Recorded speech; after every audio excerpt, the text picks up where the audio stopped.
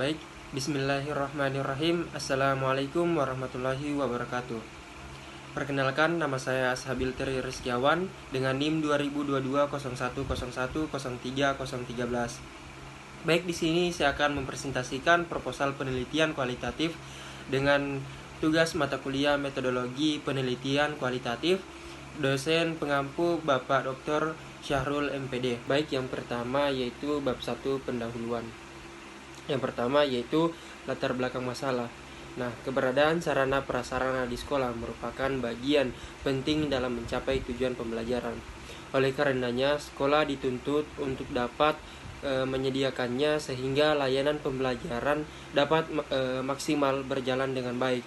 Nah, dari hasil observasi awal di lapangan, peneliti menemukan informasi yang dapat menerangkan bahwa fasilitas yang ada di MA Asy-Syafiyah masih terbatas dari segi sarana dan prasarana, sehingga dari pihak manajemen sekolah membuat kreasi seperti tidak adanya perpustakaan, tetapi mereka membuat sebuah taman baca di teras depan ruang guru, dan juga tidak adanya musola sehingga siswa beribadah atau sholat di aula atau auditorium. Nah, sehingga maka dari itu peneliti tertarik untuk melakukan penelitian yang berjudul Kreativitas Manajemen Sarana dan Prasarana dalam mengatasi keterbatasan fasilitas di MA Asy-Syafiyah. Nah, selanjutnya yaitu rumusan masalah. Nah, rumusan masalah di sini yang saya angkat yaitu yang pertama, bagaimana perencanaan sarana dan prasarana yang dilakukan oleh manajemen MA Asy-Syafiyah dalam menghadapi keterbatasan fasilitas. Dan yang kedua yaitu bagaimana pemanfaatan sarana dan prasarana yang terbatas di MA Asy-Syafiyah. Kita beralih yang ketiga yaitu tujuan masalah. Nah, adapun tujuan masalah yang pertama yaitu untuk mengetahui bagaimana perencanaan sarana dan prasarana dilakukan oleh manajemen MA Asy-Syafiyah dalam menghadapi keterbatasan fasilitas.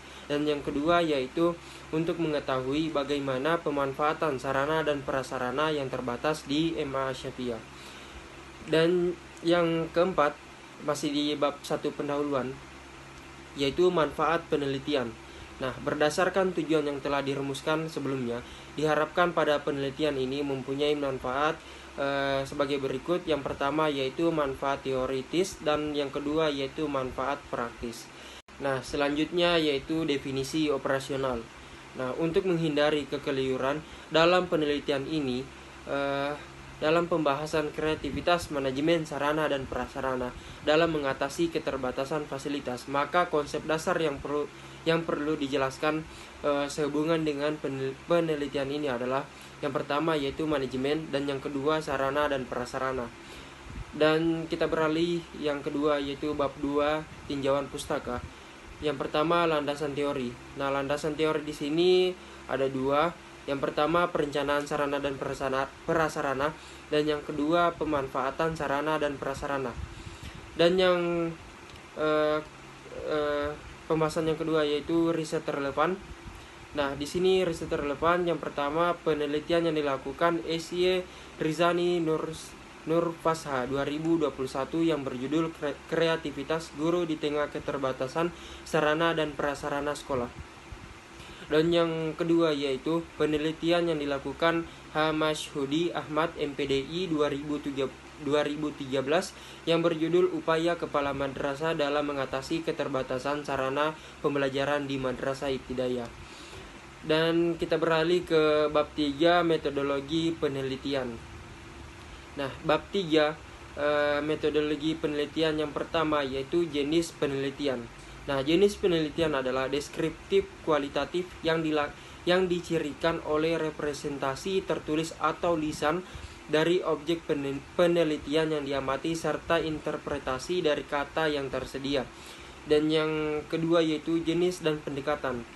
Nah, data dalam penelitian ini adalah semua data informasi yang diperoleh dari para informan dengan langkah eksploitasi jenis data kualitatif yang terkait dengan masing-masing fokus penelitian yang sedang diamati. Dan yang selanjutnya yaitu tempat penelitian. Nah, penelitian ini dilaksanakan di MA Syafia beralamat di Jalan Pasar Baruga nomor 15, Kecamatan Baruga, Kota Kendari, Sulawesi Tenggara. Dan yang selanjutnya teknik pengumpulan data. Nah, beberapa teknik yang digunakan dalam penelitian ini untuk mengumpulkan atau mendapatkan data, yaitu yang pertama observasi, dan yang kedua wawancara, dan yang ketiga dokumentasi. Selanjutnya kita beralih ke teknik analisis data. Nah, Sugiono 2020 analisis data model Miles dan Huberman, terdapat 3 langkah dalam menganalisis data saat di lapangan, yaitu yang pertama ada reduksi data, selanjutnya penyajian data, dan yang terakhir yaitu penarikan kesimpulan. Baik, selanjutnya yaitu pengujian keabsahan data penelitian. Nah, dalam penelitian kualitatif, temuan atau data dianggap valid jika tidak terdapat perbedaan antara apa yang diperolehkan oleh peneliti dengan apa yang sebenarnya berlangsung pada objek yang dianalisis. Nah, kenyataan kebenaran dalam penelitian kualitatif bersifat jamak, bukan tunggal, dan tergantung pada kemampuan peneliti dalam membangun fenomena yang terlihat dan juga terbentuk dalam diri seseorang sebagai akibat dari proses kognitif setiap individu dengan latar belakangnya. Nah, di sini pengujian keabsahan data penelitian yang pertama sejalan dengan studi dokumen dan observasi, dan yang kedua yaitu sejalan dengan studi waktu, dan yang ketiga informasi dari informan, dan yang keempat member check, yang kelima perpanjangan pengamatan, dan yang keenam pengulangan membaca. Baik, itulah tadi yang dapat saya jelaskan, kurang dan lebihnya mohon dimaafkan. Sekian, assalamualaikum warahmatullahi wabarakatuh.